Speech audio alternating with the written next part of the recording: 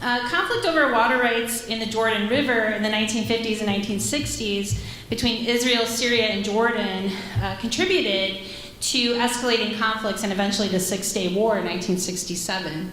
And scholars and pundits at the time lamented that this type of water war would become more frequent as the scarcity of freshwater resources increased.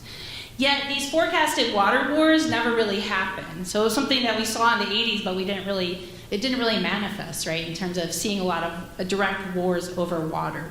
Instead, countries have signed something like 2,500 cooperative agreements on their shared river basins. And in our data set, when countries have diplomatic conflicts over cross-border rivers, they only use militarized force about 1 out of 10 times, or about 11% of the time. Now, this is actually lower than the rate of militarization over maritime conflicts. So if you're following things like the Sea of Azov or the Spratly Islands, these kind of conflicts are militarized about 1 in 3 of the cases that we observe.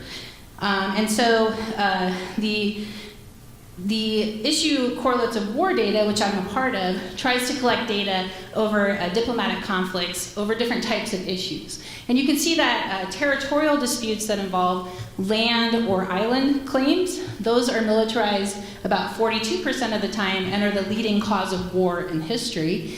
And identity issues involving transnational ethnic groups, like Russia complaining about the treatment of ethnic Russians in Ukraine, those are militarized a lot as well, 46% of the time. So in our project, we try to figure out how are these issues, why are they important to countries, when are they militarized, and how are they resolved peacefully. So our research suggests that water wars are more plausible in the future when there are multiple diplomatic issues at stake. Russia and Ukraine have contested their land border in Crimea, their maritime border in the Sea of Azov, and they've contested the treatment of ethnic groups. Areas that have more salient resources are also more likely to be militarized. So the Spratlys contains valuable oil and fishing resources. The Beaufort Sea is a conflict between the US and Canada that has valuable oil. And so when we have these resources that countries want, they are more likely to use their military to defend them.